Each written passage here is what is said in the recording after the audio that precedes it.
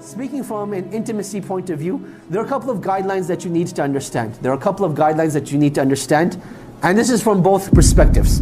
So first, let us talk about what is halal and what is haram. The general script, the general point, the general rule when it comes to intimacy is that everything is halal until proven haram. Everything is halal until proven haram. And then you look into the Sharia, what are the things that Allah subhanahu wa ta'ala has prohibited? What are the things that Allah subhanahu wa ta'ala has prohibited? And you have four things that Allah subhanahu wa ta'ala has clearly prohibited. Four things that Allah subhanahu wa ta'ala has clearly prohibited. Number one is that Allah subhanahu wa ta'ala has prohibited intimacy through the anus. Allah subhanahu wa ta'ala has prohibited intimacy through the anus. Number two is that Allah subhanahu wa ta'ala has prohibited intimacy when a woman is in her menstrual cycle. When a woman is in her menstrual cycle, and this takes the same ruling when she has postpartum bleeding, meaning after she has a child, during that time it is not permissible to be physically intimate with her at that time as well. The third thing that is prohibited in Islam is for one to be, use that which is filthy, to use that which is disliked. Now, we'll get to this concept later on, bi'idhnillahi ta'ala, but just understand the general rule. Because over here, Islam didn't come to give specifics, but Islam just gave general guidelines. And then the fourth principle, and the fourth rule you should know when it comes to intimacy, is that Islam prohibits people being wasteful. Islam prohibits people being wasteful. Now, a lot of the uncles and aunties, they may be thinking, what on earth is going on over here? I'm going to explain briefly, and in as clean of a way as I possibly can, bi'idhnillahi ta'ala. So the general guidelines is that everything is halal until proven haram, and those are the four things that Allah subhanahu wa ta'ala has prohibited. So the first thing we mentioned is that Allah subhanahu wa ta'ala, He has made intimacy through the anus clearly haram. And in fact, this is something that there's consensus on, that there's no disagreement upon, that this is prohibited. This is prohibited and is not allowed. And the same thing applies to the second one as well, that during menstruation and during postpartum bleeding, it is not permissible to have marital relations at that time. And I want to make that very clear, that a husband and wife, they can be intimate in the sense that they can hold hands, they can kiss one another, they can enjoy one another in every single way, except for having marital relations. That is what applies to the first two. They can enjoy one another in every way, except for having marital relations at that time. Then number three, we said, a person should not be filthy. A person should not be filthy. What does this general guideline mean? This general guideline means it encompasses two main things. Number one is the way that we speak with one another. So for example, living in our culture, there's this culture of being very vulgar while having marital relations. That is not allowed in Islam. To use bad words and to curse, even when a person is having marital relations with his wife, this is not the way that they should be. But rather there's a level of humanity and a level of dignity that needs to be retained. And this is something that, is left for the non-Muslims and has nothing to do with Islam.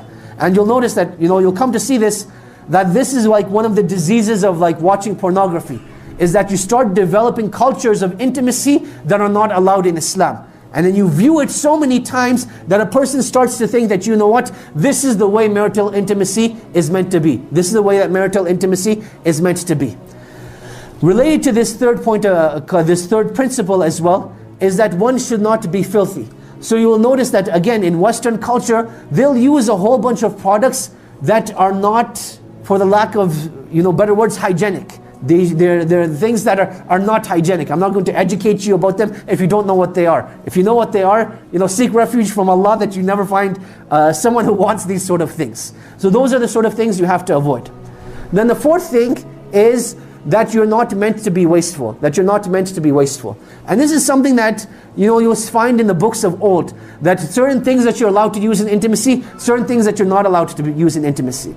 So the question arises, are you allowed using food while being intimate? And the answer to this is yes, as long as you're consuming that food.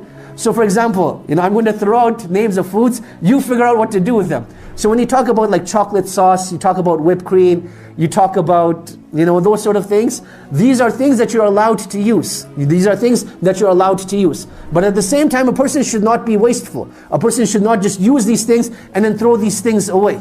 But rather, you're meant to consume them and not be wasteful. Now, those are general guidelines. Those are general guidelines. Now, why do I mention these sort of things? That as Muslims, there needs to be a safe space. You'll notice that when a person will have a question, they're not going to feel comfortable to speak to the imam. They're not going to want to speak to the brother that they see in the masjid. There needs to be a safe space. And one thing we definitely don't want is, people going to the internet and trying to research, should I be using this or should I not be using that? They don't have the level of morality and ethics that a Muslim is required to have. So I want to give you general guidelines in terms of what is allowed and what isn't allowed. And the reason why I bring this up again is because one of the biggest levels of frustration is because of this improper intimacy. That the parents, they got the children married, they're like, beta, beti, you're now officially married, go figure things out yourself. The boy has never had a girlfriend and the girl has never had a boyfriend. She's like, what do we do now? And then try reading these books by like Ibn Hazm and some of the scholars of the past, and they're like, what on earth is this? It seems like mechanics or something.